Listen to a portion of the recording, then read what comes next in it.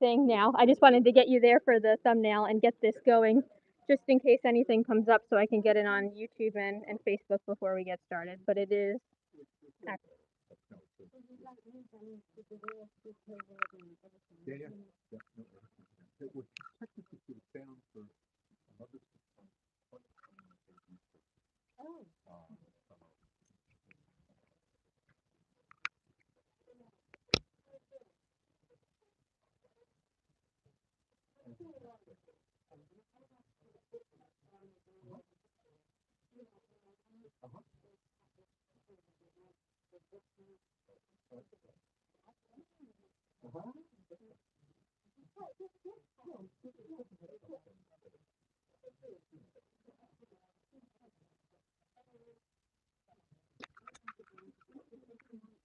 Testing, testing, testing, testing, testing.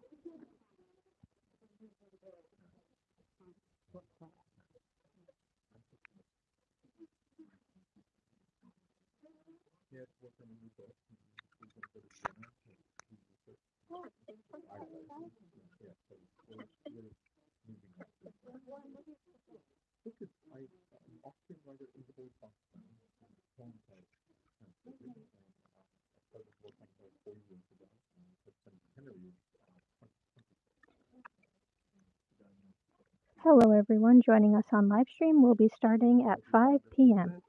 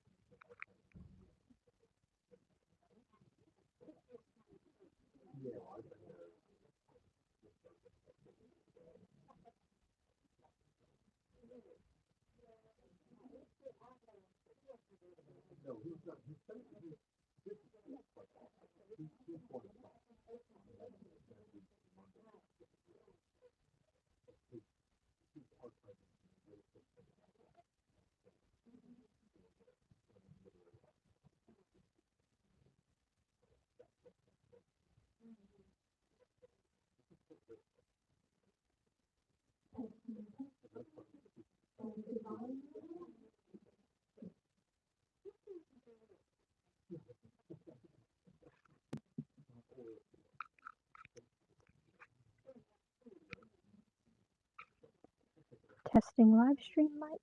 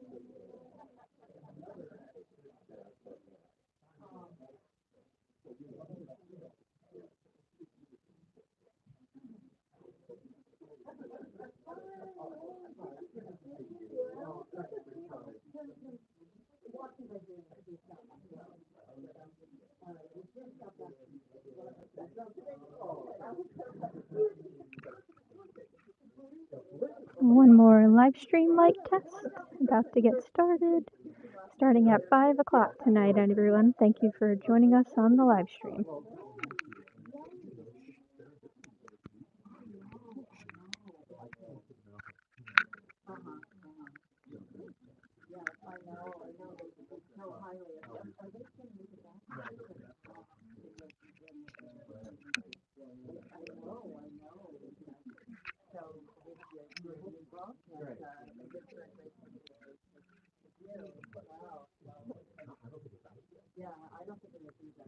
I think I've lost Catherine. Did you see Catherine? I haven't seen her.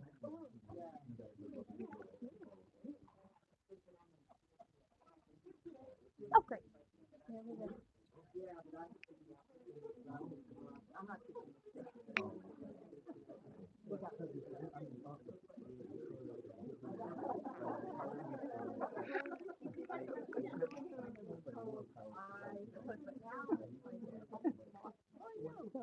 We're at 5:01, Catherine, so I'll check in with Peter too, and we'll get started. I'll put the little mic on you.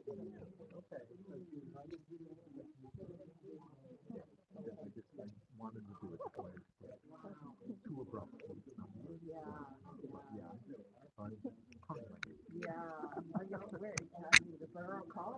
Yeah, there you go. We're at 5:01, Peter, so I think we'll start getting started with Catherine. I'll put this mic on you, and then I'll just take it off and put it on Peter right afterwards. That's that stuff in there.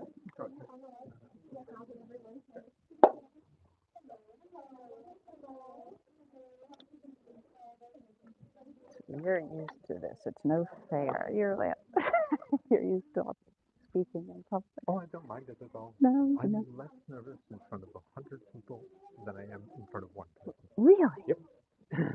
That's interesting. Yeah. I'm just totally the opposite. Yeah. Totally.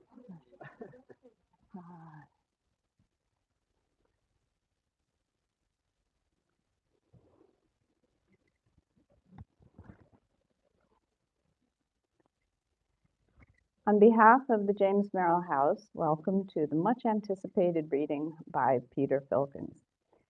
This is marking the Poetry Month, and this is part of the lecture series the library holds. So we are very lucky to have two literary gems in this village, the library and the Merrill House. Nearly 100 poets, novelists, journalists, biographers, and playwrights have stayed at 107 Water Street since 1995. Thank you, Michaela, Carla, and everyone here at the library for the support that the library gives to the Merrill House Fellows. The library has organized a table of books written by former Merrill House Fellows, which is a wonderful resource, in addition to their Poets' Corner they have up on the balcony. And we thank Bank Square Books, who also keeps a shelf full of Merrill Fellows books in stock, and they have a table by the door on your way out for Peter's books. So you can watch Peter's recent interview online on the Merrill House YouTube channel we call Studio 107. This collection of virtual readings, interviews, and conversations will continue to be recorded and archived in addition to our return to in-person events. They are always available to watch and rewatch at your leisure. A 2012 fellow at the James Merrill House, Peter has published 5 books of poetry, including Water Music, published in 2021. His previous collection, The View We Are Granted, received the Sheila Margaret Motten Best Book Award from the New England Poetry Club. Peter is a recipient of a Berlin Prize from the American Academy in Berlin, 2 NEH fellowships, the Leon Levy Center for Biography Fellowship, and hot off the press, he's just been selected as a Guggenheim Fellow. Congratulations. He has published poetry, essays, and translations in the Yale Review, the American Scholar, Poetry, the New Republic, the Paris Review, and numerous other publications. He serves as the Richard B. Fisher Professor of Literature at Bard College at Simon's Rock and as a visiting professor at Bard College. Welcome.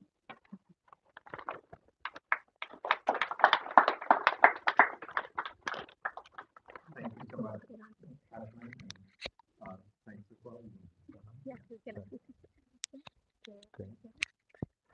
Thanks as well to Michaela and to Belinda Decay and so many friends here in Stonington.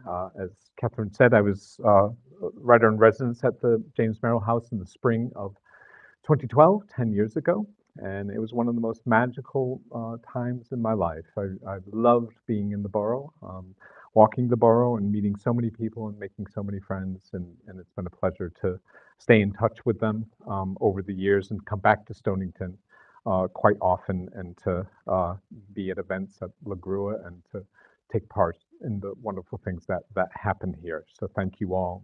Water music has a little slash between the two words in the title. And why I did that was I think I'm trying to sort of walk the line between nature and culture in the book. When we get into music and culture, we also get into history and all of the baggage that comes with that. I think of the book as kind of a journey from catastrophe to calm and trying to move from catastrophe to some place of stability, which can be hard to do these days. I'll begin with a poem called Blood Moon Blues. And back in 2016, there was what is called a super blood moon, which is it's an actually technical term. It's when you have, if I can remember this right, four uh, four complete eclipses of the moon uh, within a 2-year period of time. And it happens pretty rarely. Between, I think, 1520 and 1968, there were no full super blood moons whatsoever. And there have been several since then. And my wife and I had a chance to see one off of Cape Cod, standing on the beach in Wellfleet at night and watching the full blood moon rise over the sea. And it kind of got me stirring. It was 2016, and things in our own country were beginning to sort of stir up, and the world as well. And it seemed a metaphor for the times. Blood Moon Blues. Protesters marched, shutting down cities. Senators sponsored their own annuities. Car bombs were back, hemlines higher. Forecasters tracked low fronts and fires. Children were told their parents were thugs. Governments banned playgrounds and hugs. Analysts mourned stagnating markets. Terrorists surveyed expanded new targets. Refugees crossed invisible borders, arriving malnourished, colder and poorer. While high up above, a blood moon rose. The seas turned on, the shore decomposed. Venus and Mars ascended in unison. Glaciers kept forming palatial ruins. While higher yet, at the back of space, a star imploded, leaving no trace but hydrogen and helium, the seeds of our genus, potent as love or a neutral virus. Told you, catastrophe. We'll get to the calm eventually. But what do you do amid catastrophe? Well, I think you turn to writers, you turn to your favorite poets. One who's always given me great solace was W.H. Auden, the British poet. 40 years ago, I had the great pleasure of having a Fulbright to Vienna. And when I got to Vienna, I made a beeline for a little town called Kirchstetten, where W.H. Auden summered and owned a little apartment above basically a barn. He and his partner Chester Coleman spent their summers there. And this is 1983. He had been dead for 10 years. He died in Vienna. He's buried in Kirchstetten. And I got on the train, went to Kirchstetten, and knocked on the door. His Hausfrau, house lady, was still there, and she allowed me to go up into the apartment. And I sat at his desk, and his slippers were on the floor, and his reading glasses were on the desk. And I couldn't resist. I put on Auden's glasses. I just couldn't resist but do it. Now, if you go, they're all under glass cases, and it's a little museum. You can't. His dime store detective novels were there. It was as if he had just walked out.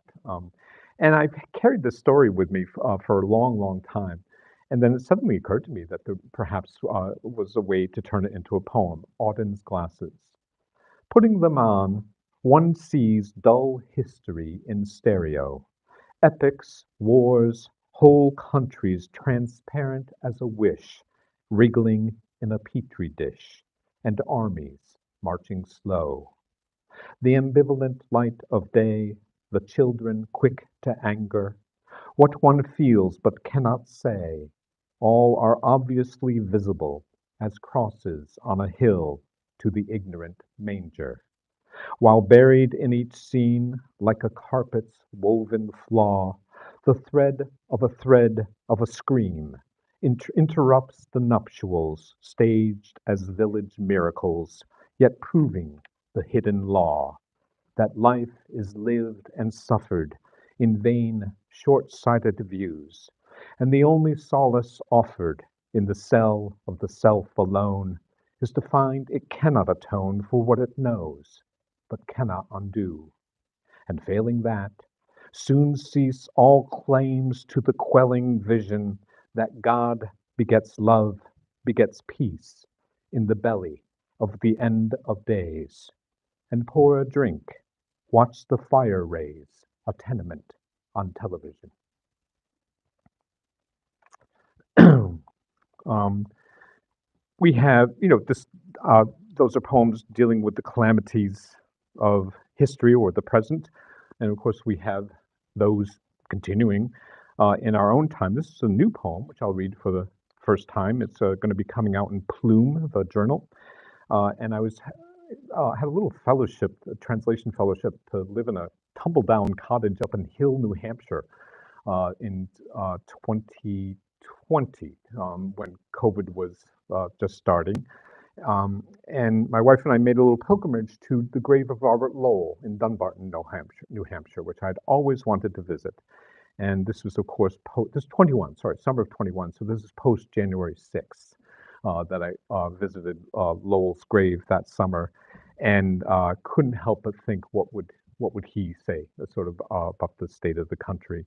What to say? They actually moved Lowell's grave.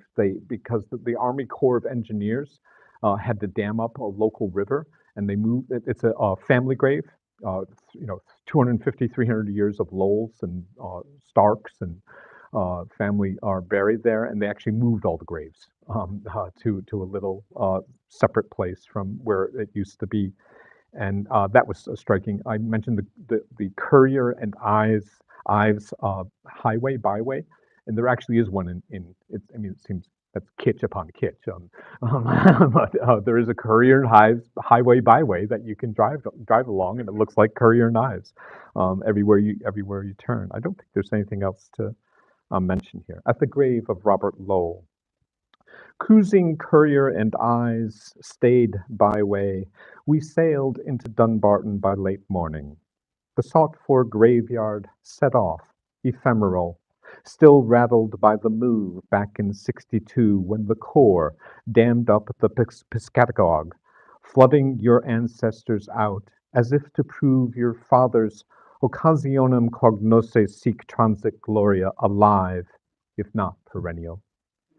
Pinkish, smooth, empty of any trace of frilled vulgarity, your gravestone stands an outlaw to the antediluvian chain of Starks and Winslows, arguing again, we only live between before we are and what we are, each trapped within the times that house us before release to a wilderness of days, their terminal disease.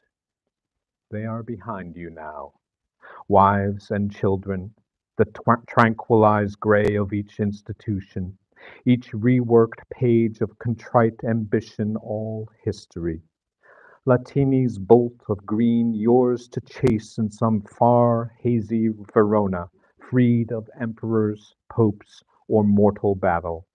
Expelled like your parents from the diurnal, time is your republic, earth your exile. Yet what is life for, except to refute whatever dread hand constricts the throat? Fragile, injurious, but still holding sway, commanding court among your peerage, what would you say?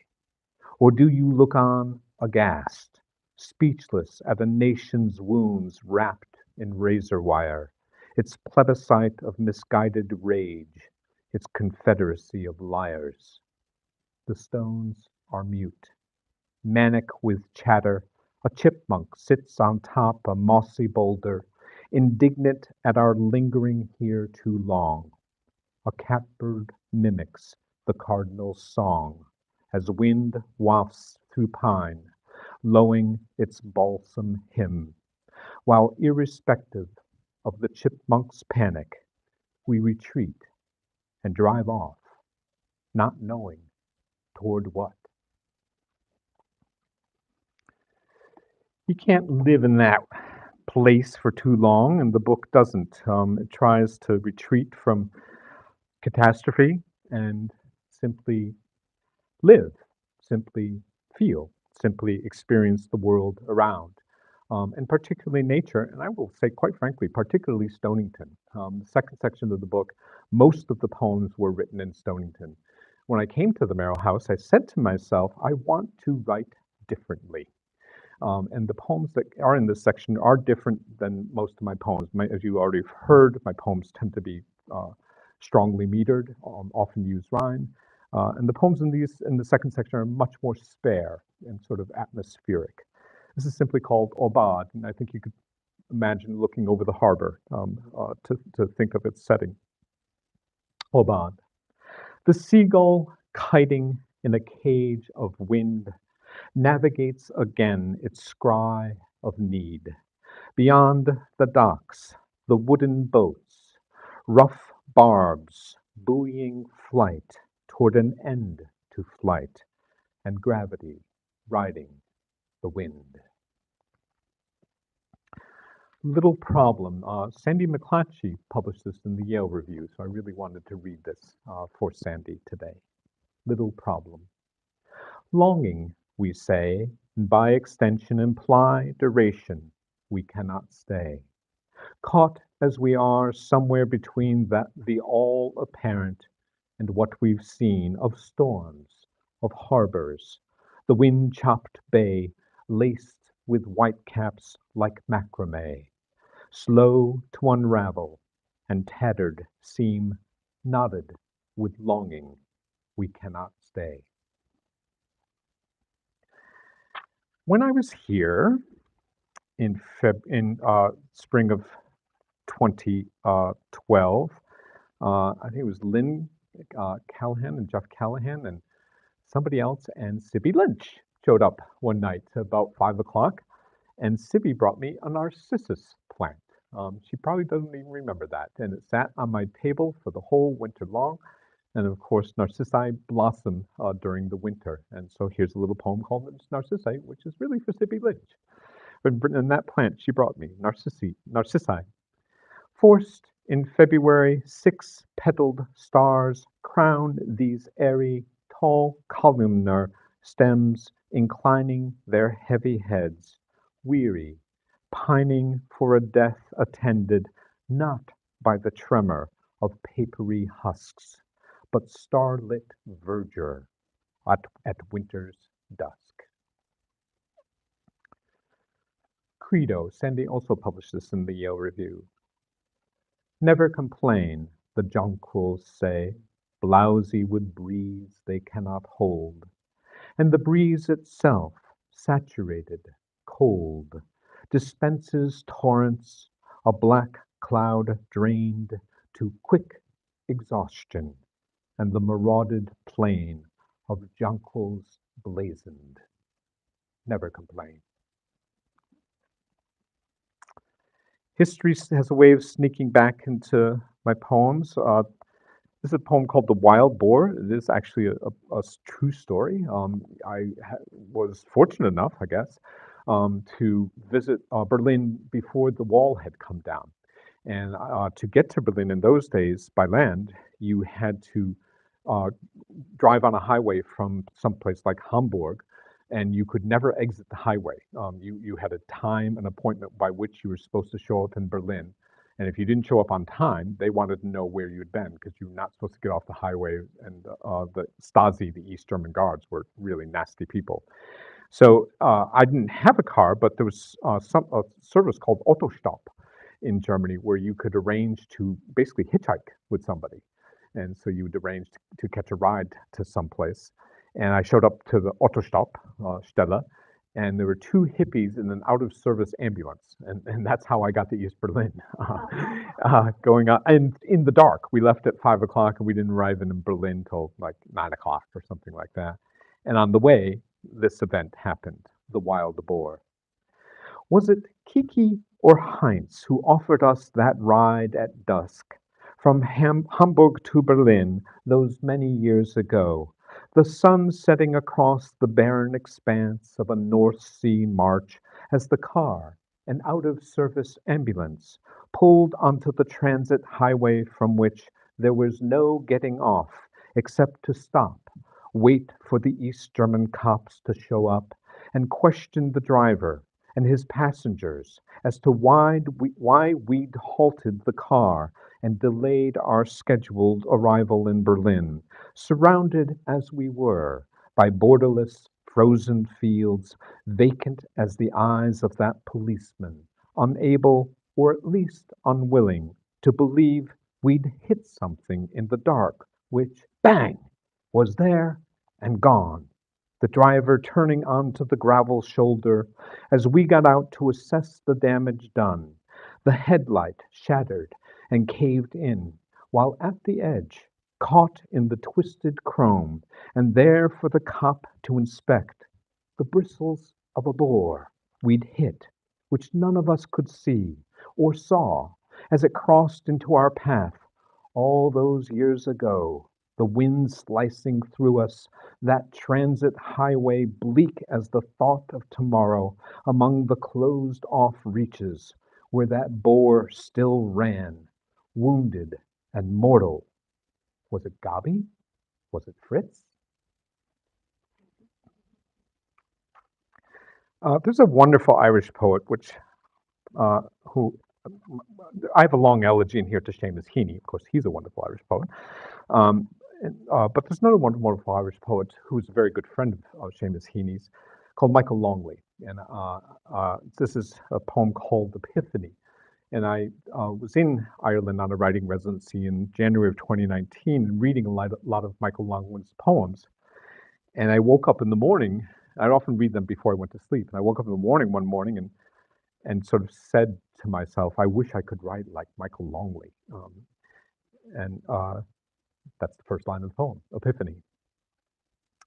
I wish I could write like Michael Longley, flower besotted in Carrigskeewan, where the birds' winged monikers still hover, Chiffchaff, Wimbrel, Curlew, Sanderling, near the tide pools, awash with otters, foraging mollusks and snails, to the peep of plovers, skittering sea-reach on slick-back sand. And not this grab bag of eagles, muskrats, the heron's slate stillness unbending to strike, quick as a thought, the length of pickerel, now threading the dark of the S-curve gullet, a wad of cash in an old crone's bedroll, the heron a woodcut, motionless epiphany. I wish I could write like Michael Longley. I sent it to him. He got that I was paying homage. He's a wonderful poet. Check him out if you can. When I was in Stonington that spring, we had no snow. You might remember this. It was a very warm winter. I walked every single day. And about March, I was up on the terrace, and a cardinal showed up across the street. And every day that cardinal was just blasting away its song. In fact, I took a walk today. I got here early and saw a cardinal. Your cardinals come early here. There was a cardinal singing on one of the side streets as I walked. And of course, what I realized, the reason, and it was March. I mean, it's like the first week of March or something like that. And you know, you think, oh, the cardinal's here. This is lovely. It's a beautiful song. But of course, part of the reason the cardinal's there early is because of climate change. And this book tries to kind of ride that edge about how, and I think this is a huge, interesting problem. What is our relation to nature going to be? Of course, for poetry, that's very important. Poets have always drawn from nature for solace, for their material. But when nature, turns powerfully against us, what will that relationship be like? And I think this poem sort of starts to scratch at that notion and what it means. False cardinal. Just before sunset, a cardinal sets its doo-wop chirp-chirp atop an elm, a knot of flame like an epithet inside the evening sky-blue dome. Spring again.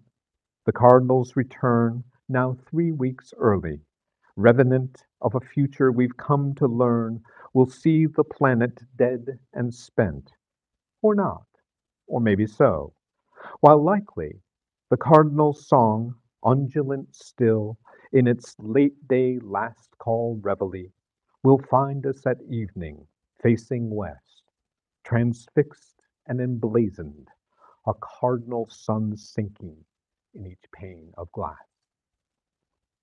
And again, I think of looking out over the harbor and the sun setting and standing in the Merrill apartment or up on the terrace, and the red sun setting, which is beautiful, but tells us something else as well. This poem called Turtle, and again, I think it tries to explore that, nature, troubled as it is, climate change, as big a threat as it is still beautiful. and I think it's very important to recognize that and to celebrate the beauty of it. And what I feel is its, dare I say, majesty. I will use a word like that. This is simply a poem about a snapping turtle found crossing the highway on a back road, and in the spring, of course, going to lay its eggs and then return to the swamp. Turtle. Shy panzer of the swamp, atavistic in your haughty calm, you blink at us encapsulated in our swanky Prius, crossing the road from the prehistoric world you're going to, or coming from, to lay your eggs in the sandy bed of tomorrow, knowing, like the dead, that however slow, indeed, it will come. And does, even if absent of you, sanguine, curmudgeonly, immemorial as mud, or the memory of mud, propelling you as you cling to your patch to your path through fan-tailed ferns that flood our eyes with green heraldry, fresh and real.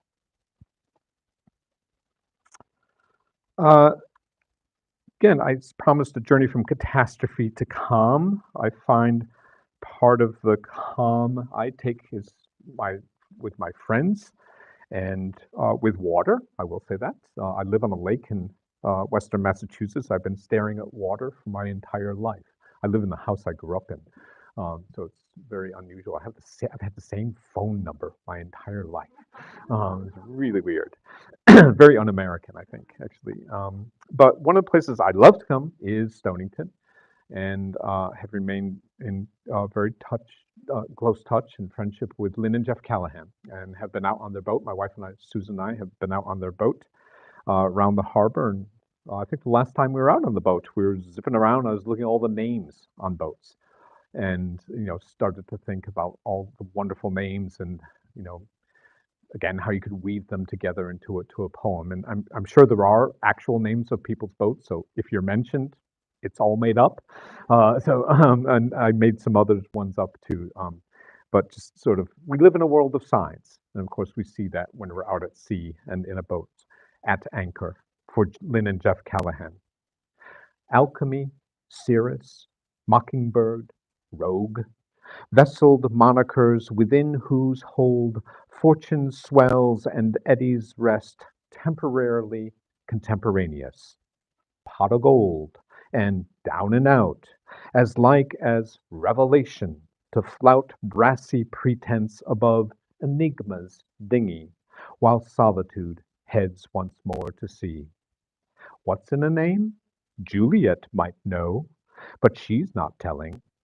Ivanhoe and Rumba, Magic Jack and Gin, all incarnations of whatever whim set them afloat upon those tides of money, romance, or sporting pride which lands best in a 30 knot squall or another case of caviar on iron will. All is happenstance, all illusion. Or is it? Loss? Pain? Utter confusion? Just where are they? Scuttled, no doubt. Failure? Termites? Cancer? Gout? Banned as well by deference, custom? Or those leveling humors that steer us home to one another? Stranded as we are in a sea of signs and seeking harbor in the quiet smile that understands divorce, a sly nod at vindication for some, true hearts, but rarely true for others, while those on missing you at anchor within that sun pooling cove must plunder memory to find their love present and accounted for, albeit gone, as a buoy bells out its constant song. Meanwhile, with distraction out at sea, Invictus loses again to destiny, as its captain curses that tub cantata for cutting him off in the annual regatta, thus costing his name etched in pewter, polished to hold the somber luster of the harbor at twilight. That's my Hun, sunk in the shadow of the cutter, Python. Great fun. Let's see. This is a new poem. Again, a poem I think of solace, of late life comfort, continuity. This is also written up in New Hampshire, where my wife and I were in this house, and at night, uh, listening to some music. Diana Krall, who's a favorite of ours, and frankly, having a couple of good gin and tonics, and seeing fireflies across the New Hampshire meadow, just blinking on and off. Fireflies. Only the lonely, sings Diana Krall 2 rooms away, voicing the sultry beat of fireflies afloat on the meadow's muggy dark. Not even August, summer's tsunami of heat washes over us. The candle you've just lit, its flame asthmatic, sputters and gasps for breath. Night swaddles us inside our sweat. It's late, though by the oscillating pulse of fireflies, like decimal points adrift inside a deep equation, you'd hardly know it. As we sip G&Ts, listen to the music. 3 decades on three decades on, the rhythms of our speech, familiar as raised dots to a blind eye's touch, read for what's not said as much as for what is. Those light years traveled, galaxies marked off by who did what happened after that, amid the blur of how, who, when, and why, still find us here, watching a field of fireflies. A hopeless little dream like that come true, as Krall would have it, her piano's languid tune finally giving way to that lone French horn, which swells and rises, carrying the song to its final major, as if somehow to hold the long look back, and also that beyond the blink of fireflies, pointillist chance stars, roving a tumid dark, only the lonely can know and do. The next song slotted in, a favorite. Let's face the music and dance, yet not our style. Here in the summer heat, we are nothing if not replete, content to watch lights flicker on and off, at random within phantom flight paths, in search of one another, as Diana croons of music and love and romance above a contrapuntal field, bright dotted ellipses, bass and treble clefs meeting at middle C. I will end with two elegies, one from the new book, Water Music, and it's simply to R.W., and anybody, I think, reading or hearing this poem will quickly get that the R.W. is Richard Wilbur, who lived a half hour away from me and became a very, very dear friend. I'd go to see him 2, 3 times a year, and from his house was a farm, and you'd always have the smell of hay when you were at Dick's house in summer, and I miss him very much. And of course, he's one of our very, very great poets, making hay. Dotting a fresh mown pasture, they are abstracted, lozenges of green whose yield will feed a winter's hunger with a summer's field. For now they sit there, circumspect and salient as totems to another time, whose sickles and scythes seeded the baler's tines, this sun-baked stubbled plain of timothy and fescue, configured with each pass, summer materialized in cylinders of grass. Yet, absent the sharp inflections of blade on polished hone, is there really any loss? Or is it dim nostalgia denying is for was? For it's haying that remains, patient, mindful husbandry, never quite out of style, so long as the scent of clover still carries a country mile to circulate among us, lost to screens and pixels, the freshet of the summer day, sweet with its own idiom, the musk green smell of hay. And lastly, I will actually go back to my first book, What She Knew. And the reason I go back is I read this when I gave my reading here 10 years ago, but I will read it again, and it's an elegy for James Merrill. I was fortunate enough to know Merrill, not deeply or well, but I had him come read at Simon's Rock where I teach, and met him at several of his readings. We exchanged postcards a few times, and he was a deeply, deeply kind man. Someone was just, I think it was Catherine or Penny was asking me, this was the first time I came to Stonington when I was a fellow. I said no, and it was when Merrill died in 1995. It was in the Times, and I came into campus, canceled class, got in the car, and drove to Stonington to go to his funeral. I'd never been to Stonington, and he meant that much to me as a poet. He and Lowell, I would say, and Bishop were probably in Auden. I would put were sort of the poets who really steered my tastes and desires as a young writer. And it was a good story. I pulled in early to Stonington, and I actually went to the diner down. Was it the Dog Watch, right? Cafe. I think it might have been called something else, and it was more of a diner. And I sat down, ordered a cup of coffee just to kill some time, and the waitress came up and said, "Are you just passing through?" And it was a perfect Merrill line. You're going to somebody's funeral. Are you just? Yes. And I thought that was going to get into the poem, but it didn't.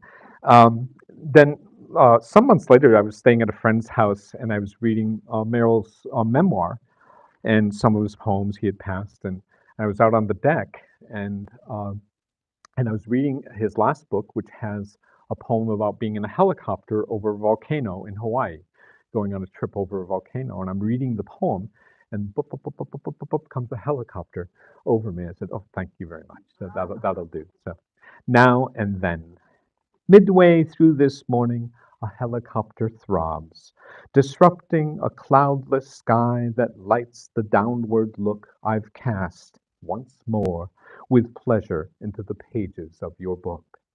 It's June. 4 months later on that installment plan we all sign up for. Now and then, remembrance demanding we pay the bill, remit our loss. Your farewell performance that day, a detour on the syllabus sadly taken, then embraced in the hope that you'd reprise us with your brilliant act, though knowing, gentle conjurer, all magic ends in fact. Or does it? Above the chopper whirs. I can feel its pulse press the canopy of leaves, pliant as a damask curtain that, sweeping back, reveals a child to a world of passions, rehearsed in the home he feels as rigged as it is broken, where Wotan's stormy base, Brunhilde on the pyre, threaten to engulf him, but don't, becoming the fire that lit your ark from within its self-sustaining flame. Opera, child, curtain, loss, and open book, all fair game in the consuming glance, the upward look that hovers here this morning, wiser, no less scattered, knowing life the richer for you, and look, a glint of sun. No, wait, the pilot's waving as he passes and is gone. Thank you all very much.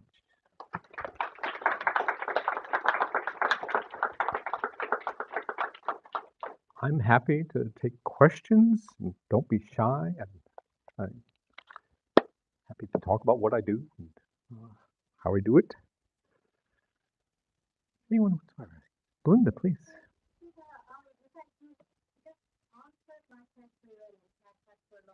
Hmm. Hmm.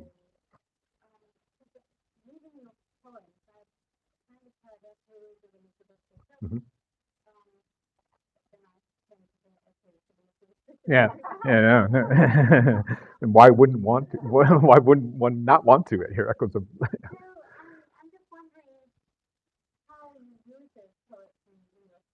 Hmm. Yeah, it's I have a separate bookshelf in my study in my house, which is the poets who mean the most to me. I mean, and then elsewhere there's cases and cases of books of poetry, and those it's Larkin, Bishop, Auden, uh, Wilbur. Those voices you just soak those voices up. And I don't actually memorize poems. I don't spend a lot of time memorizing poems because I don't find I have to. Not that I know them by heart, but I know the voice of them. And if anything, I have to watch out. I mean, I'm a pretty good mimic, and you don't want to be Auden ersatz. I mean, you don't want to, so you still, it's a tricky thing. You're still trying to find your own, you know, place of sentiment and feeling. While it's easier and it's easiest in an elegy because there I feel your job is to kind of echo that poet's voice. You're trying to pay homage to them. And then obviously, if you're writing an elegy, there is a source of sentiment and feeling and occasion on that. Something like Auden's glasses is I find a little trickier because Auden was much better at that kind of thing than I'm ever going to be, and so I don't know. It's you just draw on them for energy, and it's almost like having a broad palette which you can pick from that might suit a particular occasion. I don't. This is going to sound very odd, but I don't particularly celebrate originality. I think I think it's great when and one wants to do something quote new or original, but I'm happy to write poems, and I'm happy to write poems that I hope will uh, move people and draw them to other people's poems. I mean, I'm just happy to do that, and I don't mind. That's. I mean, I've never felt myself to be some avant-garde at the barriers kind of breaking new ground kind of writer, and I'm okay with that. I really am. Oh, Willis, please. Mm.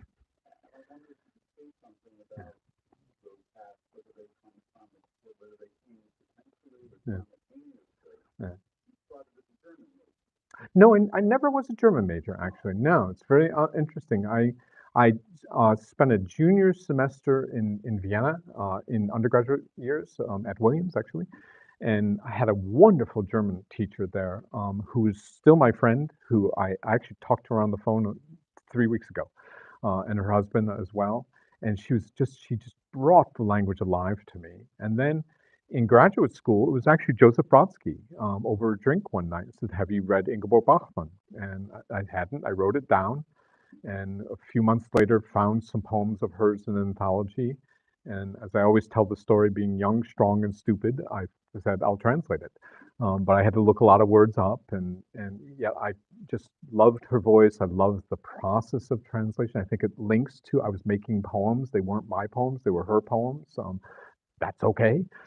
It was a great honor, and then things just one thing after another fell. You know, I ended up translating all of her poems and a couple of her novels, and I have I see.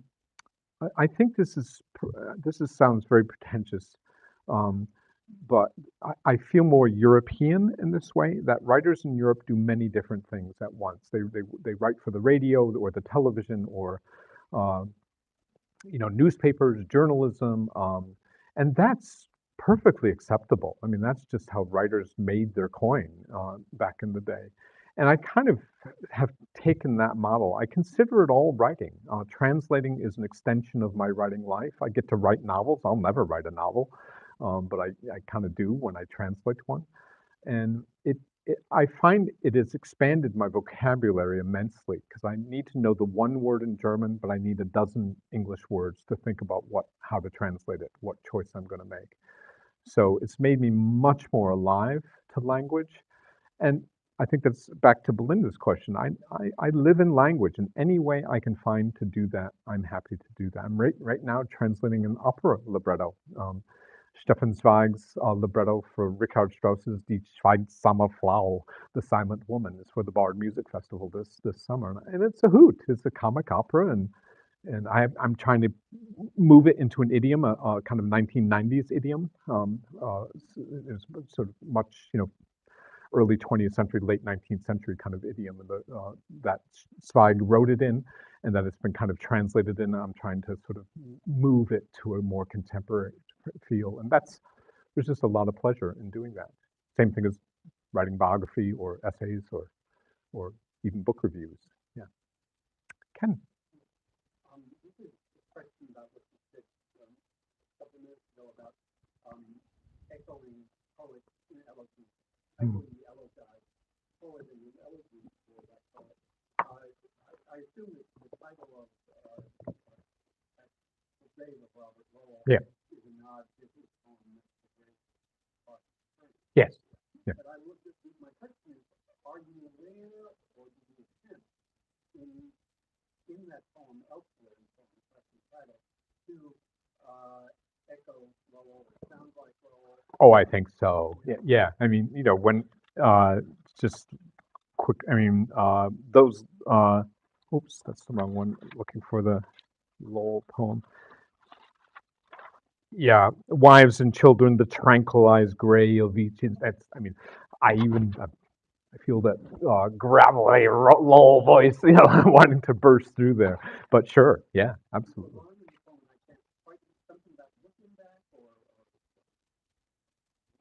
Yeah, yeah. I mean, that might be the Fireflies poem, but I don't know. Okay. Yeah, I don't. I mean, I have to read the. Yeah. Yeah. It's okay. Hmm. Yeah. Yeah. Yeah. Yeah. Yeah. Yeah. But I don't think when I'm writing the poem, I'm not really generally thinking of an actual line. I'm thinking more of the timbre and tone of Lowell's voice and trying to live in that register. So that's, something like the tranquilized gray of each institution is not a Lowell line, but I think tranquilized and gray and institution are kind of Lowell words. Um, 50s, yeah, the tranquilized. So yeah, I'm plucking a Lowell word there rather than a line. Yeah. So yes, please. Oh, yeah. No, I don't. This is actually for I'm translating it for them to do super titles. So, which is a peculiar kind of thing because you have 30 characters to work with. So you're really trying to compact the language. So if the line were translate, hello, how are you today? You might shrink it to how are you, right? Or something like that, because you're really trying to put something up there that the audience can quickly consume and understand the key points too. But yeah, but fun. I I'm finding it very, very enjoyable. Yeah, it's great to see you. Thank you. Yeah, please, Tim. So I'm wondering, some of the cadences and the rhythm of the writing that you displayed in some of your poems that you read this evening. Do you have any influences from Jason Lindsay? I don't. I know of him. I've read him a little bit, but I can't say he's not on that shelf. He's not in here in that way. I no for no judgment. I haven't read enough of him to not feel that, or I just wondered if you had encountered him when you Mm. were out in Ohio. No, not right. And no, not yeah. Just didn't happen to cross paths. That's, in my reading. That's all. Yeah. Penny.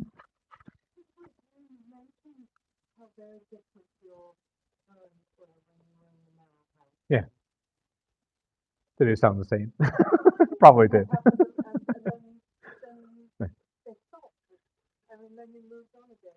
Yeah. Yeah, I don't, I mean, I think, I just want to write the poem that best serves the material I'm working with, and that can, that changes according to material. It changes to what I think is quote best, right? And for me, it changes with what I'm able to finish. I have many poems, like many poets, that are not finished. I have whole stacks of them. Um, it changes with what poems fit together in a book. That's a tricky. I write about so many different kinds of things. That's my hardest challenge. Is I'll write about a painting, or I'll write about a wild boar being hit on the highway, or I'll write about an elegy, or I'm writing about just the way the seagull is flying over the harbor and kiting in the wind. And books drive me crazy because they're trying to put those things together and make sense out of them. What I generally do is sections. This book has 5 sections, so I try to group the historical catastrophe poems in the first, and then the more atmospheric, emotive poems in the second. A lot of art poems and poems to other poets in the third. Nature poems in the fourth, and then kind of finding a place in the world poems in the last section.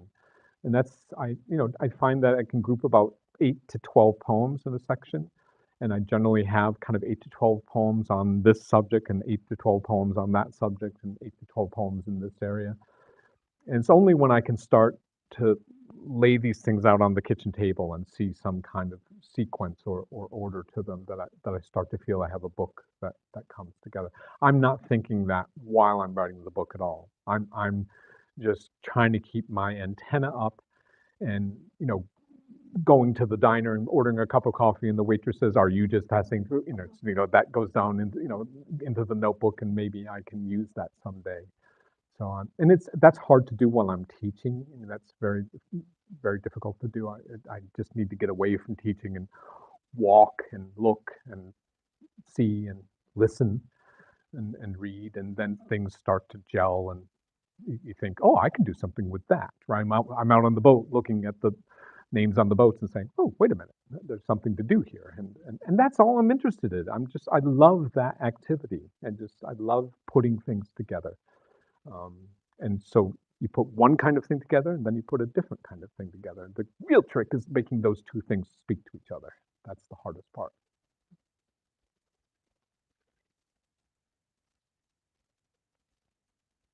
Anyone else? Good. Great. Thank you very much. Thank you so much.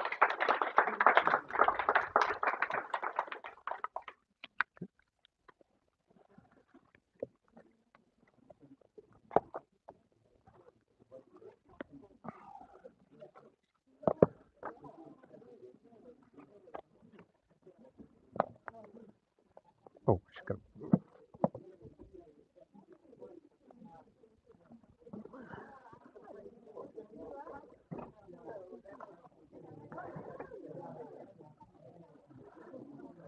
Hey, Tim. Such a great experience. I'm so glad I came down. Thank you. I'm going to get a copy of your book, which I'll ask you to Okay. sign, and then I'm going to have I'll you sign the other yeah. thing, yeah. Super. Um, Okay. Just listening to you, I realized that we have so many parallels. One thing else